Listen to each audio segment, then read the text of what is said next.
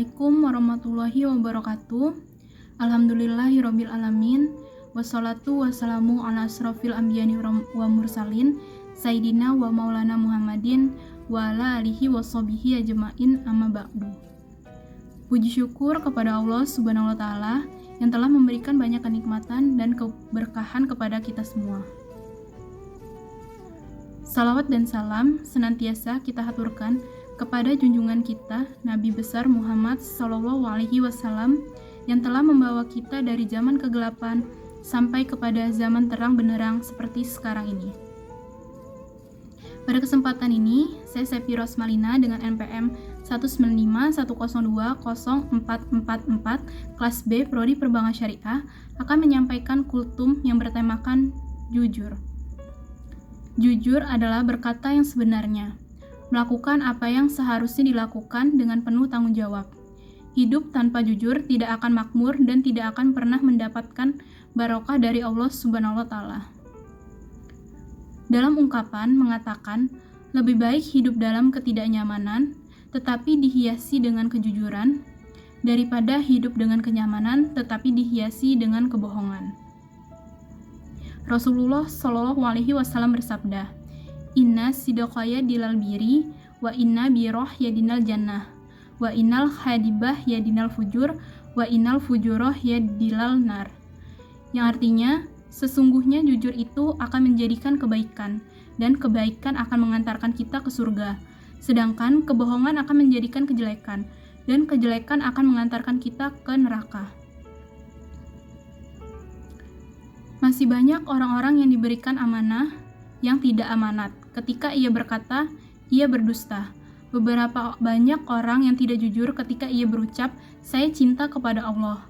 Memang lisannya berucap cinta, tetapi tidak mau mendengarkan firman-firman Allah, tidak mau menjalankan perintah-perintah Allah, bahkan sampai tidak peduli dengan larangan-larangan Allah. Pada zaman seperti sekarang ini, sulit sekali untuk menemukan kejujuran. Bukan dalam hal besar saja, tetapi mulai dari hal kecil seperti kita tidak jujur terhadap orang tua, tidak jujur terhadap ibu bapak dosen, dan tidak jujur terhadap teman-teman kita. Contoh tidak jujur terhadap orang tua misalnya, dari rumah pamit untuk ke kampus, tetapi ternyata tidak sampai ke kampus, malah bermain. Contoh tidak jujur terhadap ibu bapak dosen misalnya, saat diberikan PR atau pekerjaan rumah, disuruh untuk mengerjakan sendiri, tetapi malah mencontek punya temannya. Itu adalah perbuatan berdusta, berbohong, dan tidak jujur, dan perbuatan seperti itu harus kita jauhi. A'udzubillahi minasyaitonirrajim. Ya ayyuhallazina amanu taqullaha wa kunu ma'as-shadiqin. Yang artinya, wahai orang-orang yang beriman, bertakwalah kamu kepada Allah dan hendaklah kamu bersama orang-orang yang jujur. Dalam firman tersebut, Allah Subhanahu wa taala menganjurkan kita untuk senantiasa bersama orang-orang yang jujur dan benar, karena kejujuran itu akan membawa kita kepada kebaikan. Bagaimana sih cara kita melatih sifat jujur? Sebenarnya jujur timbul dari hati dan jiwa yang bersih. Maka dari itu, usahakanlah hati dan jiwa kita selalu bersih dengan cara tidak berbuat kemaksiatan dan kebohongan, supaya akan timbul jiwa yang penuh dengan kesucian, sehingga akan mudah sekali berkata jujur. Kejujuran sangat diperlukan dalam segala hal. Misalnya dalam menuntut ilmu, diperlukan kejujuran. Dalam bekerja, dibutuhkan kejujuran. Apalagi dalam hal berbicara, kejujuran sangatlah diperlukan. Karena kalau ketika sekali kita tidak dapat berkata jujur kepada orang lain, maka orang lain tidak akan mempercayai kita lagi.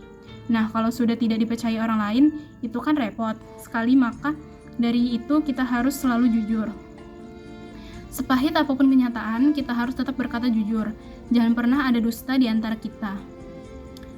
Alasan kejujuran diperlukan adalah karena kejujuran itu membuat pintu kesuksesan dan menenangkan jiwa. Maka dari itulah, jujur kepada Allah Subhanahu wa taala, jujur kepada dirimu sendiri, jujurlah kepada orang tuamu, jujurlah kepada bapak ibu dosenmu, dan jujurlah kepada kehidupanmu.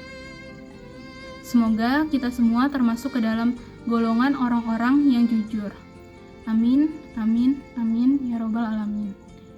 Demikian yang dapat saya sampaikan, kurang dan lebihnya saya mohon maaf, dan kepada Allah saya mohon ampun. Baiklah, saya akhiri. Wabillahi taufiq wal hidayah. Wassalamualaikum warahmatullahi wabarakatuh.